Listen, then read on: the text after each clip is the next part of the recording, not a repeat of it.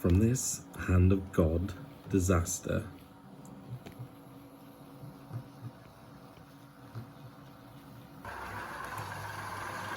to this in under 20 minutes, let me show you how at Aberholt Junction.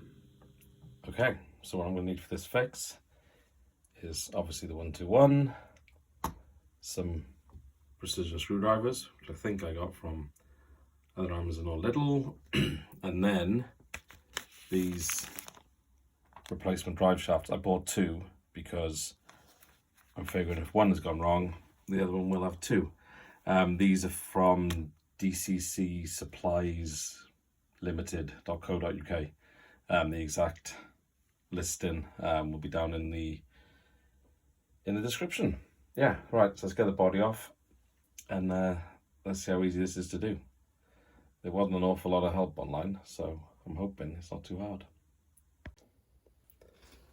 Okay, so first to get the body off, and for this I actually keep my nails long for a couple of days. I've had this body off 2 or 3 times, so that's actually remarkably easy. It's not normally that straightforward.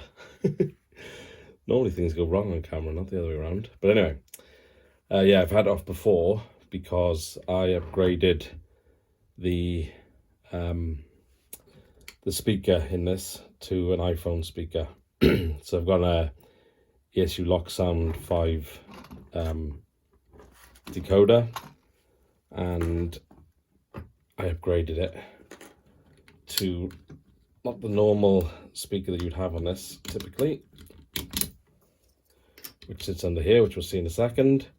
I put an iPhone speaker in there, just stick it on top. You can't see it from outside because of the guards, doors and room and what have you. So I think that's a good idea. I found when I did put a round speaker in there, maybe that's part of the problem I've had, is it was rubbing on the worm drive. Anyway, let's get this off and see what's underneath. It's just 4 screws. There we go. That's what I was referring to, where the standard circular speaker would go. But yeah, I've opted for this one. Okay, so that far is known to me. Next bit now, and I need to work out why this set of wheels is not driving. So now the body is off, we can have a look what's going on under the cover. And as you can see here, the 2 flywheels on the motor are spinning nicely, and the front worm drive is spinning. The back worm drive is not. And it also appears to be, I don't know if you can see that very well, let me try and get in there. There appears to be some black residue, whether that's grease or whether it's the melted plastic potentially from the end of the drive shaft. As you can see here on these replacement ones, at the ends they have these plastic black bits attached to this metal. Maybe it's degraded in some way or even melted. Okay, so let's see if I can get down there and analyze this problem a bit more. So first things first, I whip out this chip because it costs actually probably more than the loco.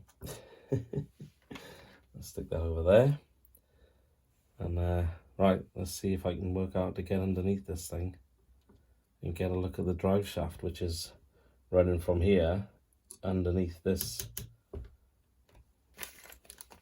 panel here. It's PCB. So yeah, you can see with the replacement, seems to be the right size. Where I need to get to is under there, and hopefully I can somehow fish out this side without having to remove all of this, but I'm not hopeful. I can see 2 screws here holding down the board, so maybe it's the case I can get those off and somehow get under here to have a look. Could be fun.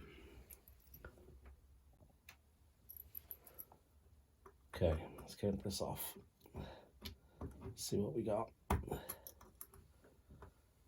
try and blind it. Oops, a daisy.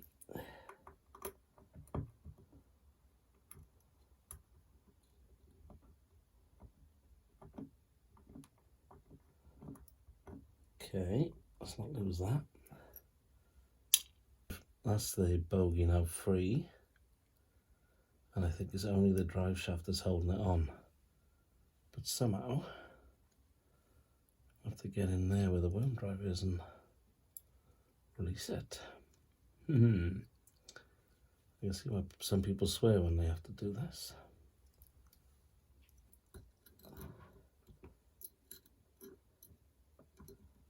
Nice. See in there. There's the drive shaft. Okay, halfway there. Did that just disconnect now? Okay, I can see now into that bogie. And I can pull that forward. It's going to be fun getting this back on. For those of you who've seen my class 37 removal, it was a bit easier than this one. Alright, let's keep wiggling. Got to be careful because these pickups are also coming down here to there, so I don't want to pull it too much. Oh, wow, this is fiddly. I don't want to get the soldering iron out because I'm not very good at soldering.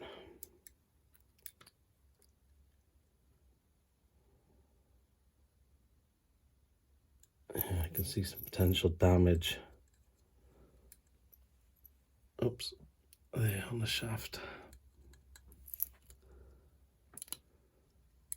Okay, I have to turn the worm drive.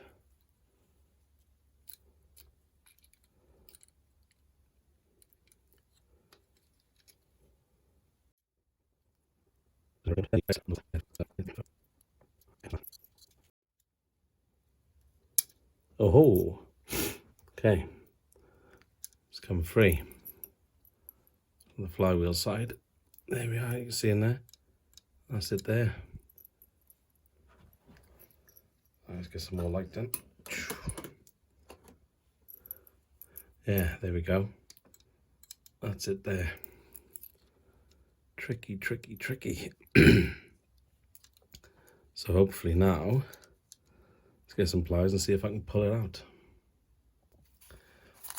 I bought this set of anti-static pliers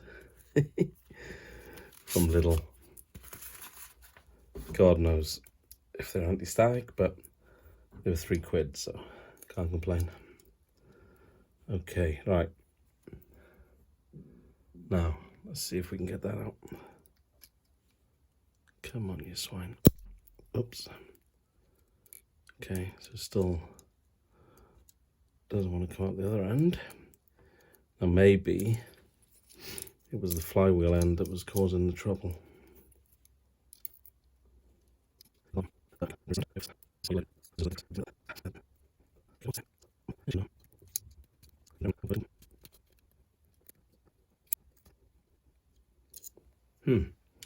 Okay, let's get a different technique.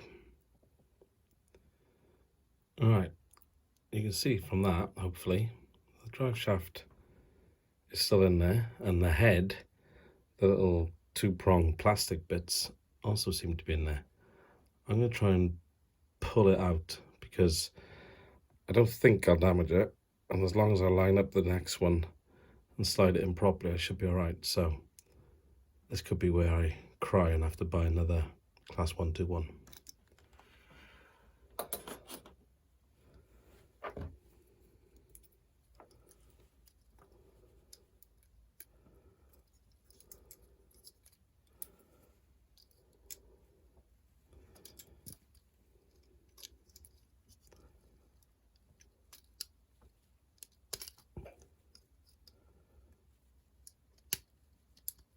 Yes.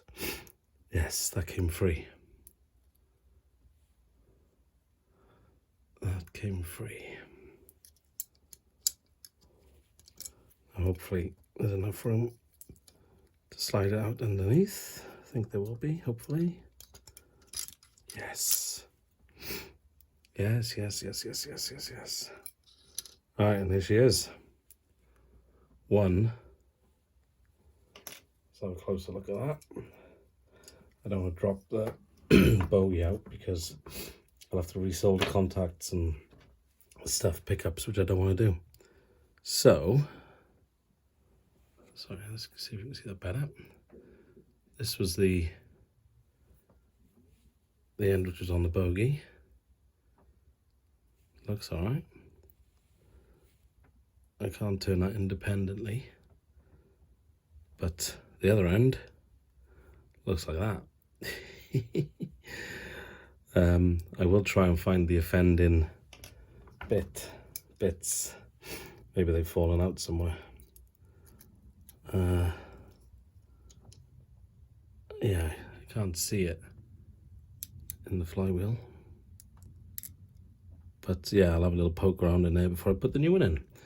All right, let's see what this is like.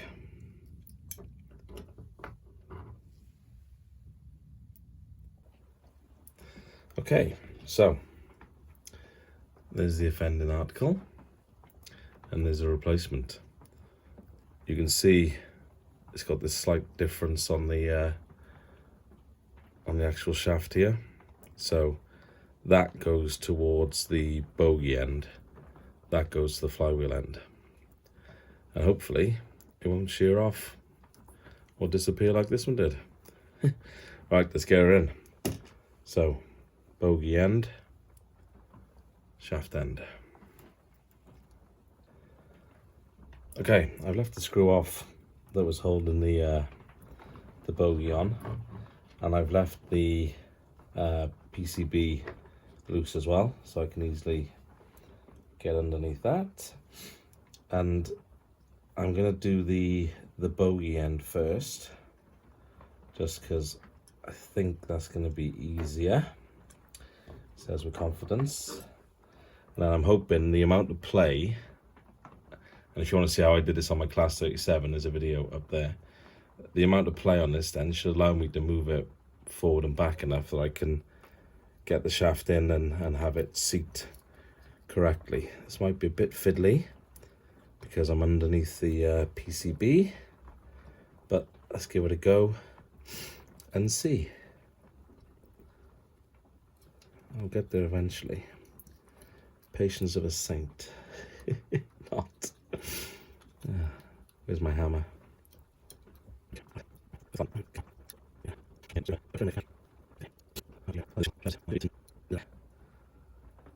So it can sit in there. Yeah, you can see there's two slots, one on either side. So I can get it in there if I can get it all lined up. So what I'm going to try and do, without pulling off the pickups, is turn this. Come on. Turn until, yes, there we go, is horizontal, and then get the drive shaft horizontal, which is easier said than done, underneath this PCB. I do like Dapol, I do, but this could be easier. Oh, I'll have to go further down. Come on, get in.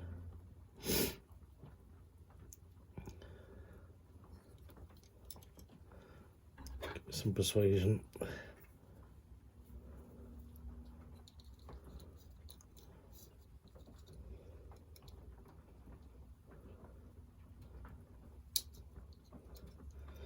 trying to push it down far enough that it'll line up with the slot. Come on. I've got a spare one if I break it. I wonder, can I move the engine back at all? The motor. Ooh. I can change the alignment completely. Oh, Oh, has that helped? Maybe it has.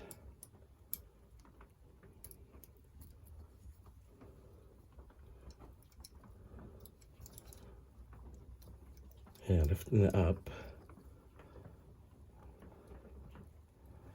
seems to have helped. It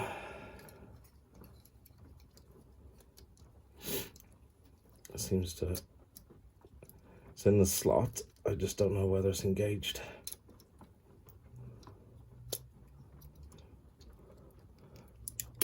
Oh, right. Moment of truth. I was under a lot of pressure. Moment of truth.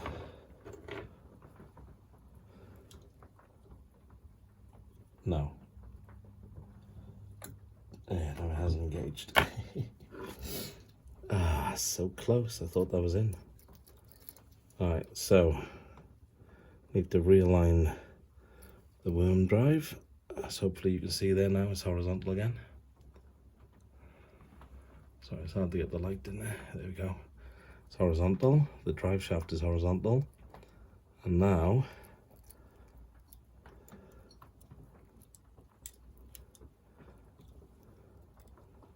oh, that seemed to go in really easily. Too easily, surely. Ah, yes, it's turning. You little ripper. Yes. Let's get it on the track. Woo. There we go. God, that took a bit of cajoling, but there you are, 9 minutes 40. And I haven't got a clue, as you just saw. Right, let's get her on the track. Let's see how she runs.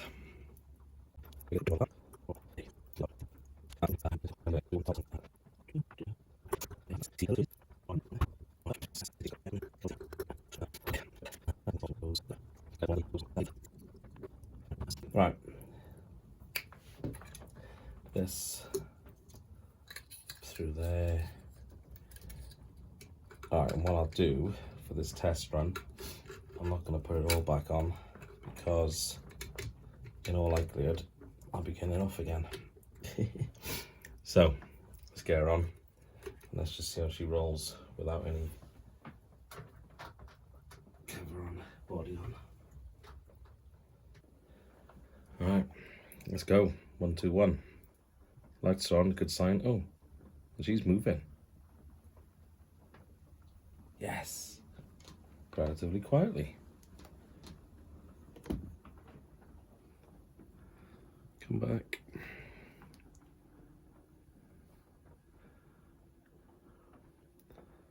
Alright, here she comes. Really quiet.